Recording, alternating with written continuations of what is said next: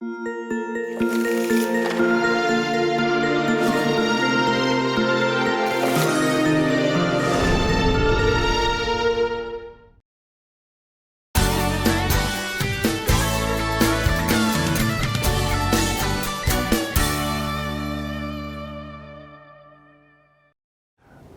3个原因，我可以解释为什么我在台湾大学文学院开设这2门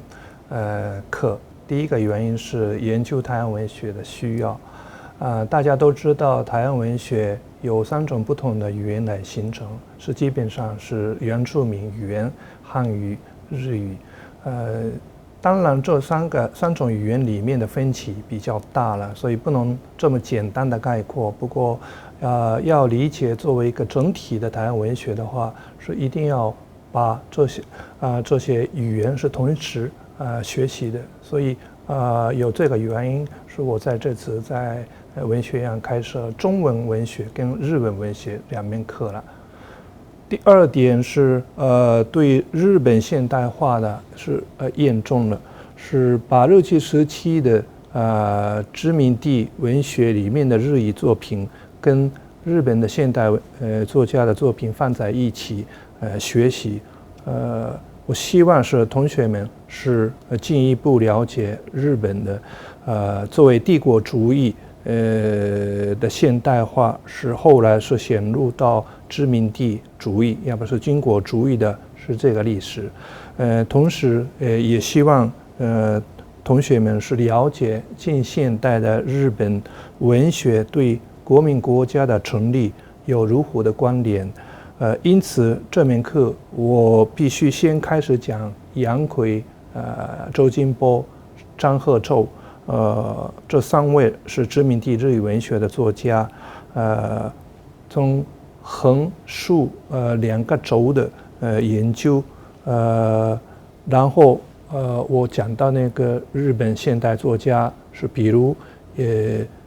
我先以那个佐藤春夫来讲一讲，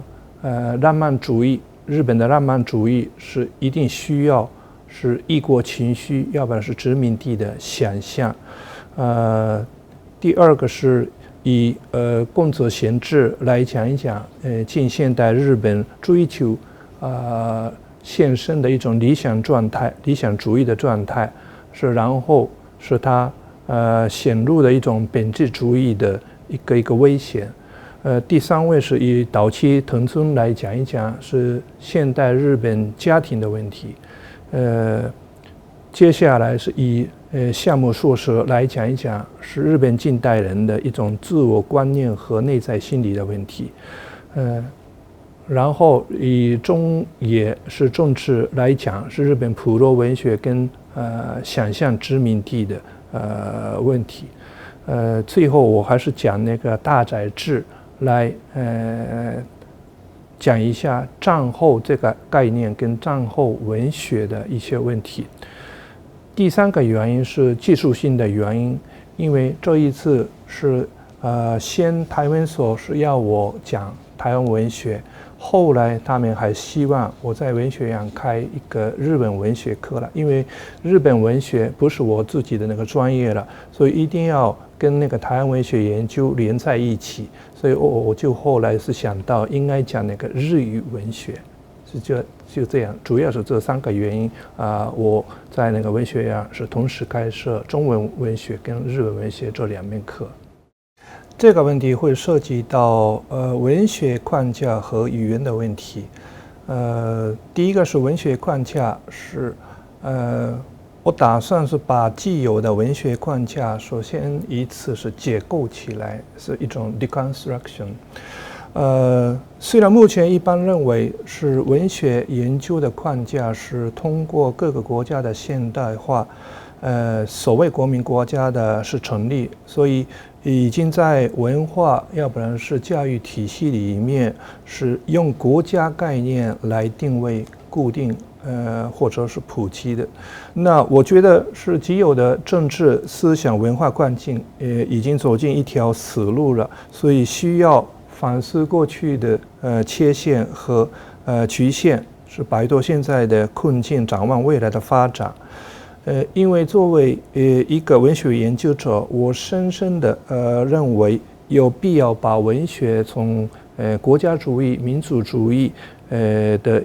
既有的意识形态的桎梏摆脱出来，重新分析并研究文学作品所在的历史、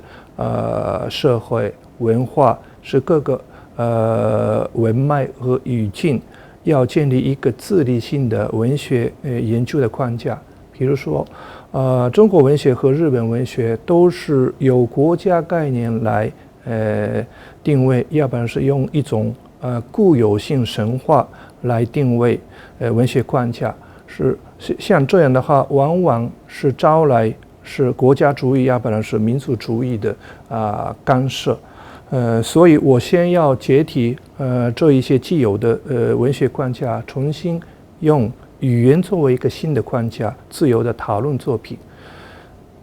第二个是母语写作的问题，要重新构筑一个新的文学框架的话，语言是一定是关键的问题，因为文学毕竟是语言的艺术了，每一个作家是从自己的生理写出来自己深深的感受了，那一定要思考作家自己的语言那简单的说是母语的问题。目前我最关注的问题就是这个母语的问题。第三个是我把那个日本文学这个概念要缩小一下，同时把它是一种分解化。日本文学这种19世纪以来是作为国民文学概念的文学框架，已经无法讨论殖民地日语文学，同时已经无法是对付21世纪的多元化的文化，所以我认为为了用更大的更宽的框架来思考文学，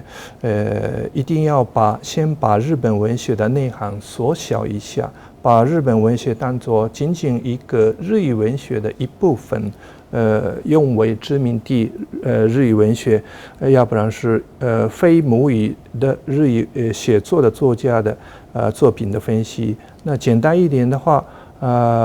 一定要把日语文学是从日本国家的桎梏摆脱出来。我自己的用度就在这三点。假如你仅仅欣赏某一个作品的话，不必在大学的课堂上是学习文学的，可以在自己的私有空间随便欣赏自己喜欢的作品就可以了。不过要解读作品的话，一定要把自己的内在的语言表现为外在语言。解读这一些文学的话，一定要把自己的语言的外在化的一个方法论是先要在课堂里面要学习的。比如说文学理论也好，文学研究的视角也好，首先把这一些外在语言来好好休息，那之后把自己的内在语言可以表达为外在语言的，这有点像那个画自己的那个自画像一样的。假如感觉不到他者的视线的话，你可能不能勾勒自己的自相，所以把自己解读某一个作品，一定要把这个自己的语言先一次要外在化。这个外在化还是一定要学习他者的语言，他者的语言就是在课堂上学习。第一，我希望同学们知道任何文学作品里面的那个内心世界更大一些，里面的那个语言更丰饶一些。不读文学作品的人的世界永远是一个小小的世界，无法知道世界这么大，这么有趣，也这么痛苦，这么愉快了。读一篇文学作品肯定会使同学们的精神世界更丰富了。文学在任何一个社会里面是最敏感的、最深刻的一个文化，是人类最好的文化就是口述文学，后来发展到有文字记载的文学呢。第二，通过日语文学的学习，我希望同学们不仅对现代日本文学的基本的认识，而且还对整个现代日本历史社会得到更深刻的认识。最后是希望同学们是学到日本文化里面的内在逻辑。